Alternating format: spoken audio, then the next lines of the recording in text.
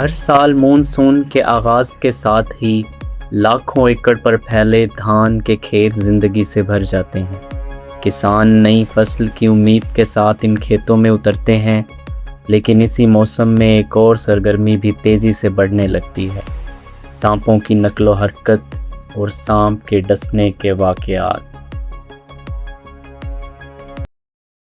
سوال یہ ہے کہ آخر ہر سال یہی موسم انسان اور سانپ کے درمیان تصادم کا سبب کیوں بنتا ہے؟ کیا سانپ واقعی انسانوں کے قریب آتے ہیں یا اس کے پیچھے ایک مکمل حیاتیاتی نظام کام کر رہا ہے؟ دھان کی فصل کو لگاتار پانی کی ضرورت ہے۔ اس کی بڑھوتری کے لیے پانی ایک اہم جزو ہے، لیکن جیسے ہی فصل میں پانی کھڑا ہوگا تو ایک ایکو سسٹم ڈیولپ ہو جائے گا کہ جس میں باقی جانور بھی آئیں گے، جس میں مینڈک سر فہرست ہیں۔ بارش اور پانی کی موجودگی آبی کیڑوں کی تعداد میں اضافہ کرتی ہے۔ ان کیڑوں کی وجہ سے مینڈک، چھوٹی مچھلیاں اور دیگر جاندار کھیتوں کا رخ کرتے ہیں۔ دوسری طرف دھان کی فصل چوہوں کے لیے بھی بہترین پناہ گاہ بن جاتی ہے۔ یہ تمام جانور سانپوں کی قدرتی خوراک ہیں، اسی لیے مونسون کے دوران دھان کے کھیت سانپوں کے لیے ایک مثالی رہائش گاہ اور شکار کی جگہ بن جاتی ہے۔ دھان کے کھیتوں میں پانی عموماً مٹیالہ ہوتا ہے، جس کی وجہ سے زمین واضح نظر نہیں آتی۔ کسان گھنٹوں پانی میں چلتے ہوئے پودے لگاتے ہیں یا فصل کی دیکھ بھال کرتے ہیں، جبکہ اسی دوران سانپ بھی انہی پودوں کے درمیان خوراک کی تلاش میں موجود ہوتے ہیں۔ کئی مرتبہ کسان کا پاؤں غیر ارادی طور پر سانپ کے بہت قریب آ جاتا ہے۔ سانپ کے لیے یہ ایک دفاعی صورتحال ہوتی ہے۔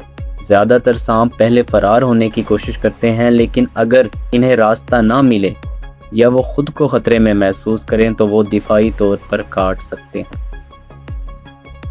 میرا نام کلیہ شہزاد چٹھا ہے اور میں ضلع حافظ آباد کے ایک کاشتکار گھرانے سے ہوں۔ ہماری فصلوں میں سب سے اہم فصل چاول ہے، لیکن چاول کی کاشت، کھیت کی تیاری سے لے کر فصل کی کٹائی تک ہمیں مختلف اقسام کے سانپوں کا سامنا کرنا پڑتا ہے۔ تقریباً ہر سال سانپ کے ڈسنے کے متعدد واقعات پیش آتے ہیں، جن میں بعض اوقات قیمتی انسانی جانیں بھی ضائع ہو جاتی ہیں۔ اصل مسئلہ یہ ہے کہ یہاں پر لوگوں کو یہ معلوم ہی نہیں ہوتا کہ کون سا سانپ زہریلا ہے اور کون سا بے ضرر۔ اسی خوف کی وجہ سے لوگ ہر نظر آنے والے سانپ کو خطرہ سمجھتے ہیں اور یہ سوچ کر کہ اگر اسے زندہ چھوڑ دیا گیا تو کسی انسان کی جان لے سکتا ہے، اسے فوراً مار دیتے ہیں۔ یہاں پر لوگوں کو وائلڈ لائف ڈپارٹمنٹ کے بارے میں زیادہ معلومات نہیں، نہ ہی لوگوں کو ان کے دفتر کا علم ہے اور نہ ہی کبھی لوگ وہاں گئے ہیں۔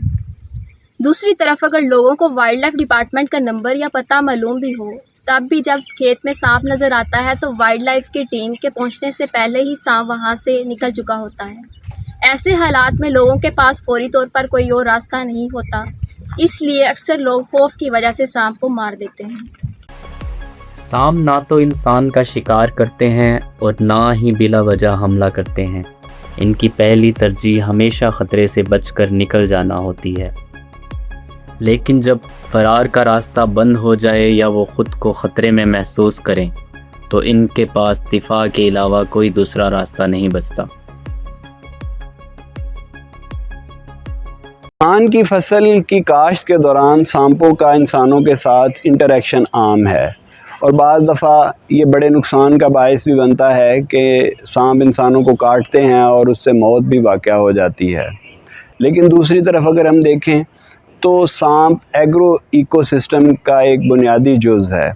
یہ ایسے ممیلیا جانور جیسے کہ چوہوں وغیرہ کا شکار کرتا ہے کہ جو فصل کو نقصان پہنچاتے ہیں، لیکن دوسری طرف سانپ انسانوں کو نقصان پہنچا دیتا ہے جس کی وجہ سے لوگ اس کو مار دیتے ہیں۔ اب یہ ایک کانفلکٹ کے طور پر چیز سامنے آ جاتی ہے کہ ہم کسی جنگلی جانور کو مار نہیں سکتے اور دوسری طرف اگر جنگلی جانور نقصان کرتا ہے تو لوگ اس کو مار دیتے ہیں۔ اس کا حل یہی ہے کہ وائلڈ لائف ڈپارٹمنٹ اس کے اوپر ایسے اقدامات کرے کہ وہ گراس روٹ لیول جیسا کہ یونین کونسل اور گاؤں لیول تک، یعنی گاؤں کے نمبردار تک رابطہ میں ہو کہ جیسے ہی ایسا کوئی واقعہ سامنے آئے کہ جس میں کہ سانپ سامنے آ گیا ہے، نظر آ گیا ہے، تو پھر اس کو پکڑ لیا جائے اور وائلڈ لائف ڈپارٹمنٹ والے اس کو محفوظ جگہ پر چھوڑ دیں۔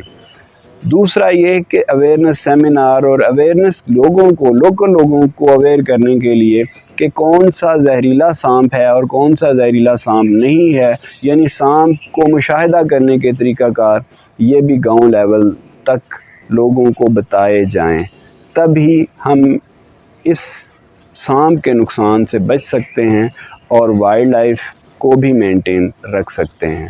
انسان اور سانپ کے درمیان ہونے والے بیشتر تصادم کو احتیاط کے ذریعے کم کیا جا سکتا ہے۔